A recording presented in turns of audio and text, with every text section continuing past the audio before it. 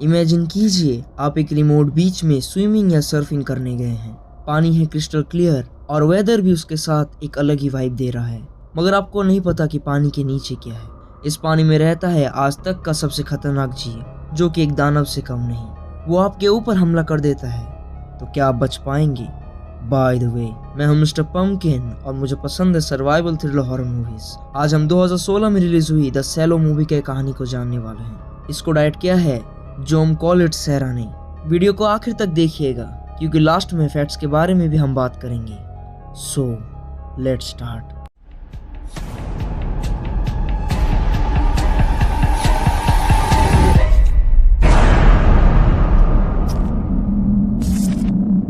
कहानी शुरू होती है और हम नैन्सी को देखते हैं, जो कि एक मेडिकल की स्टूडेंट है। वो अपने फ्रेंड एना के साथ बीच में आने वाली थी, मगर एना नैन्सी को टेक्स्ट करके बताती है कि उसकी तबीयत खराब हो चुकी है, इसलिए वो नहीं आ पाएगी। तो फिर नैन्सी अकेली ही बीच की तरफ निकल जाती है। रास्ते में नैन्सी को कार्लोस मिलता है, जो कि लोकल में रहता है। वो उसी तरफ से गुजर रहा था, इसलिए कार्लोस नैन्सी को लिफ्ट दे देता है। इस बीच को नैन्सी के मॉम ने ढूंढा था, जिसकी रिसेंटली डेथ हो चुकी है। नैन्सी अपने मॉम की याद में इस बीच में आई थी। नैन्सी कार्लोस को पैसे ऑफर करती है, मगर कार्लोस उसे मना कर देता है। वो नैन्सी को बीच में ड्रॉप करके वहां से चला जाता है।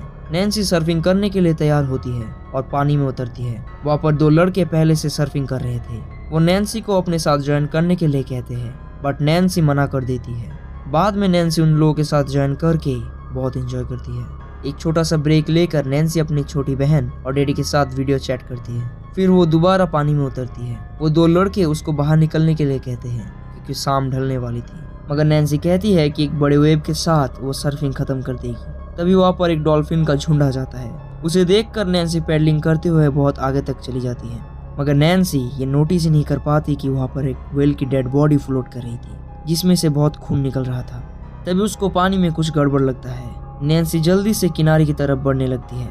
हम लोगों को जिसका डर था वही होता है। एक ग्रेट व्हाइट शार्क नैन्सी को सर्फिंग बोर्ड से गिरा देता है और उसका मुंह नीचे टकराता है कोरल्स के ऊपर। वो बोर्ड के ऊपर चढ़ने की कोशिश करती है।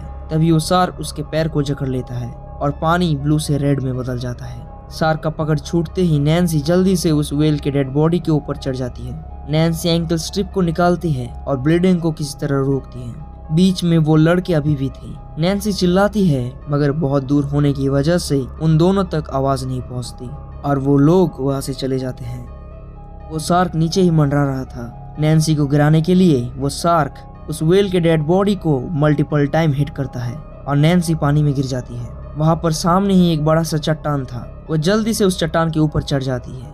वो देखती है कि उस चट्टान में एक सीगल भी था, जिसका एक विंग इंजर्ड था। मेडिकल की स्टूडेंट थी, इसीलिए वो अपने घाव को किसी तरह स्टिच कर लेती है। सूरज ढल जाता है और चारों तरफ अंधेरा छा जाता है। नैन्सी एक छोटे से क्रैब को खाने की कोशिश करती है, मगर नहीं खा पाती। सामने उसे अपना सर्फिंग बोर्ड दिखता है। वो धीरे धीरे पानी में उतरती है और बोर्ड की तरफ तैरती है, मगर वो शार्क वहीं पर ही उसका इंतजार कर रहा था। नैन्सी जल्दी से चट्टान में चढ़ जाती है। वो ऐसे ही बैठी थी और तभी उसे सी बीच में कोई दिखता है। नैन्सी चिल्लाना शुरू कर देती है। वहाँ पर एक पर्सन था। वो नैन्सी को देख लेता है, मगर वो शराब पी कर टुल था। नैन्सी अपनी बैग की तरफ इशारा करती है क्योंकि उसमें मोबाइल फोन था, जिससे कि वो मदद बुला सके, मगर वो बंदा किसी और ही मूड में था। वो नैन्सी के बैग से फोन निकालती है और पैसे भी, और वो बैग को लेकर वहां से जाने लगता है। इस सिचुएशन में ऐसे मददगार इंसान मिलना आम बात है, मैंने पहले भी अपने वीडियोस में बताया है। वो बंदा वहां से निकल ही रहा था, तभी उसे नैन्सी का सर्फिंग बोर्ड दिखता है। वो सोचता है कि लगे हाथों इसे भी निपटा देता हूँ। वो बंदा पानी में उतरता है और दूसरी तरफ नैन्सी चिल्ला रही थी कि पानी में मत उतर। वो बोर्ड तक पहुंच जाता है, मगर वहां पर कोई और भी था। वो शार्क उस बंदे के ऊपर हमला कर देता है, मगर किसी तरह वो बंदा किनारे तक पहुंच जाता है। आधा दूसरे दिन वो सीगल नैन्सी को उठाती है क्योंकि वो दोनों लड़के फिर से सर्फिंग करने आए थे। नैन्सी उन दोनों को पानी से निकलने के लिए कहती है, मगर तब तक देर हो चुकी थी। शार्क आकर एक को ले जाता है। दूसरा लड़का भी जल्दी से नैन्सी की तरफ बढ़ने लगता है, मगर शार्क उसे भी पानी के अंदर खींच लेता है। नैन्सी उसे बचाने की कोशिश करती है, बट नहीं बचा पाती। कुछ देर बाद नैन्सी को उस लड़के का हेलमेट दिखता है और वो नोटिस करती है कि उसमें एक कैमरा भी लगा हुआ था। नैन्सी कैलकुलेट करती है कि वो शार्क सर्कुलर मोशन में इस चट्टान का चक्कर लगा रहा था। नैन्सी के पास 32 सेकंड का टाइम है हेलमेट को लाने के लिए, पहली बार में नैन्सी नहीं कर पाती। जब दूसरी बार जाती है शार्क उसके ऊपर हमला कर देता है, बट कोरल्स के वजह से नैन्सी बच जाती है। उस हेलमेट में उस शार्क का फुटेज भी रिकॉर्ड हो गया था। नैन्सी अपना एक मैसेज रिकॉर्ड करती है और उस हेलमेट को पानी में फेंक देती है, अगर किसी को हेलमेट मिल जाए।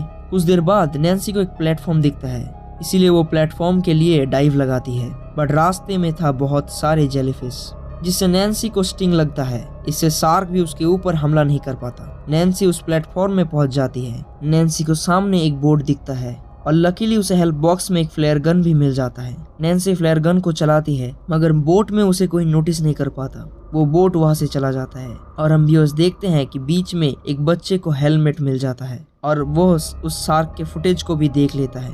दूसरी तरफ वो शार्क भी फ्रस्ट्रेटेड हो चुका था। अब वो धीरे धीरे प्लेटफॉर्म को तोड़ने लगता है। नैन्सी पानी में गिर जाती है और प्लेटफॉर्म के बीच में आकर किसी तरह शार्क से बची हुई थी। शार्क प्लेटफॉर्म को बुरी तरह से तोड़ने लगता है। अगर नैन्सी जल्दी कुछ नहीं कर पाएगी तो मौत पक्की है। नैन्सी आइडिया लगाती है और जंजीर को खोलकर उसके वेट से पानी के अंदर बहुत तेजी से जा रही थी।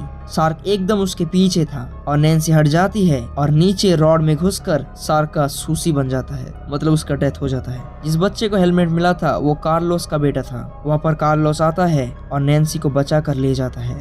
हम व्यूअर्स देखते हैं कि समय बीत चुका है।